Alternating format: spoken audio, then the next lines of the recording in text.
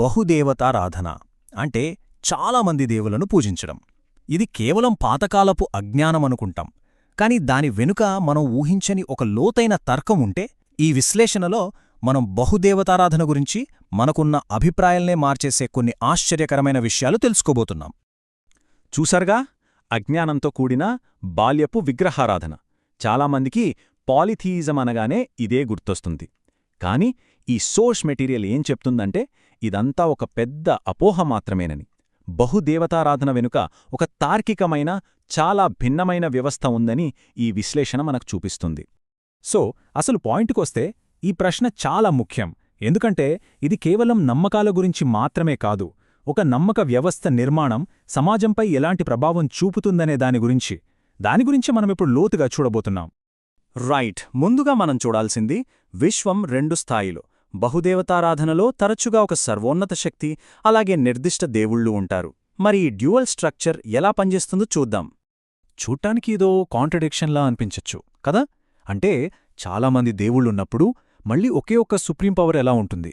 కాని చాలా పాలిథిస్టిక్ సిస్టమ్స్లో ఈ సుప్రీం పవర్ అనేది వేరే దేవుళ్ళ ఉనికిని కాదనదు.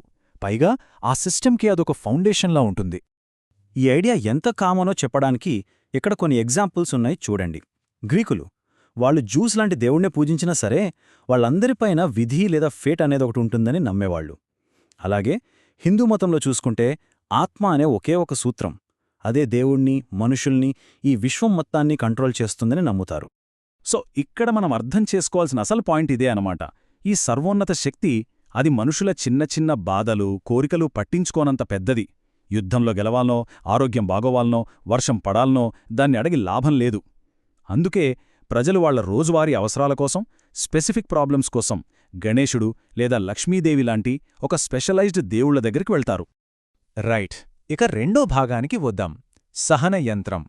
మరి ఇలాంటి నమ్మక వ్యవస్థ సమాజం మీద ఎలాంటి ప్రభావం చూపిస్తుంది? ఈ సోర్స్ మెటీరియల్ ప్రకారం ఇది టాలరెన్స్ని పెంచే ఒక ఇంజన్లాగా పనిచేస్తుందట. అది ఎలాగో ఇప్పుడు చూద్దాం. ఇక్కడే ఉందసలు మ్యాటర్. పాలిథియిజం స్ట్రక్చర్, దాని నిర్మాణమే సహజంగా మత సహనాన్ని ప్రోత్సహిస్తుంది. ఎందుకంటే సింపుల్ లాజిక్, ఒకే ఒక్క దేవుడు, ఒకే ఒక్క నిజమని లేనప్పుడు వేరే వాళ్ల నమ్మకాల్ని గౌరవించడం చాలా ఈజీ అవుతుంది. ఈ లాజికల్ ఫ్లో ఒకసారి చూడండి. 1. ఒక సుప్రీం నిష్పక్షపాత శక్తి ఉంది. 2. చాలామంది పాక్షిక, పక్షపాత దేవుళ్ళు ఉన్నారు. అప్పుడేమవుతుంది?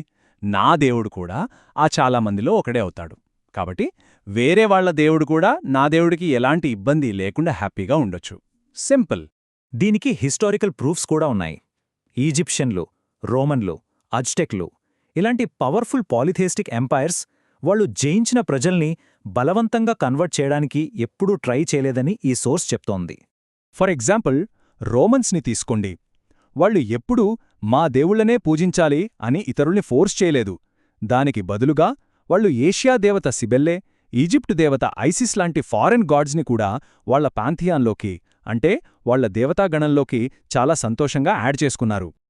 ఓకే, ఇప్పుడు మూడో భాగానికి వద్దాం. ఇది ఒక కాంట్రాస్టింగ్ కేస్ స్టడీ. రోమన్ల టాలరెన్స్కి ఒక పెద్ద ఎక్సెప్షన్ ఉంది, అది క్రిస్టియన్స్. దీని వెనుకున్న కారణాలేంటో ఇప్పుడు చూద్దాం. ఇక్కడ ఒక విషయం క్లియర్గా అర్థం చేసుకోవాలి. ప్రాబ్లం క్రిస్టియన్స్ ఒక కొత్త దేవుణ్ణి పూజిస్తున్నారని కాదు, అస్సలు కాదు. అసలు ప్రాబ్లం ఏంటంటే వాళ్లు ఆ సామ్రాజ్యాన్ని కాపాడే దేవతల్ని, అలాగే చక్రవర్తి దైవత్వాన్ని గౌరవించడానికి ఒప్పుకోలేదు. దీన్ని రోమన్లు వాళ్ల అథారిటీ మీదే చేసిన తిరుగుబాటుగా చూశారు. క్రీస్తుని శిలువ వేసిన దగ్గర్నుంచి చక్రవర్తి కాన్స్టాంటైన్ కన్వర్ట్ అయ్యే వరకు, అంటే దాదాపు 300 ఏళ్లపాటు ఈ హింస సాగింది. కాని గుర్తుంచుకోండి, ఇది కంటిన్యూస్గా జరిగిన హింస కాదు, అక్కడక్కడ అప్పుడప్పుడు మాత్రమే జరిగింది. ఈ నంబర్ గుర్తుపెట్టుకోండి. 300 సంవత్సరాల కాలంలో పాలిథియిస్టిక్ రోమన్స్ చేతిలో చనిపోయిన క్రిస్టియన్ సంఖ్య కేవలం కొన్ని వేల మాత్రమే. ఈ నంబర్ ఎందుకు ముఖ్యమో మీకు నెక్స్ట్ అర్థమవుతుంది. సరే, ఇప్పుడు కాయిన్కి మరోవైపు చూద్దాం.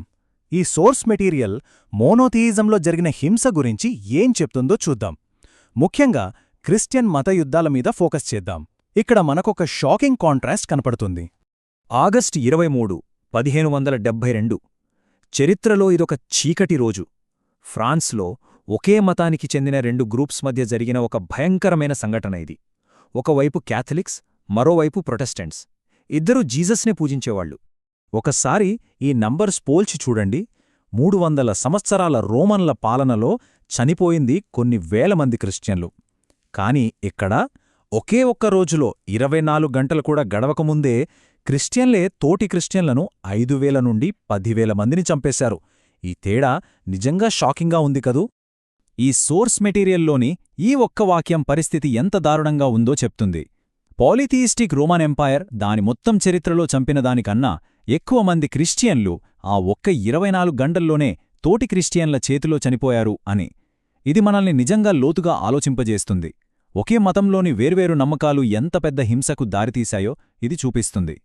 సో ఈ మొత్తం విశ్లేషణ తర్వాత మనం ఈ ఒక్క ప్రశ్నతో ముగిద్దాం. మన నమ్మక వ్యవస్థలు, అవి పాలిథియిజమైనా మోనోథియిజమైనా సరే, సమాజంలో మన ప్రవర్తనని, ఇతరుల పట్ల మనకున్న వైఖరిని ఎలా మలుస్తున్నాయి? ఇది మనం ఆలోచించాల్సిన విషయం.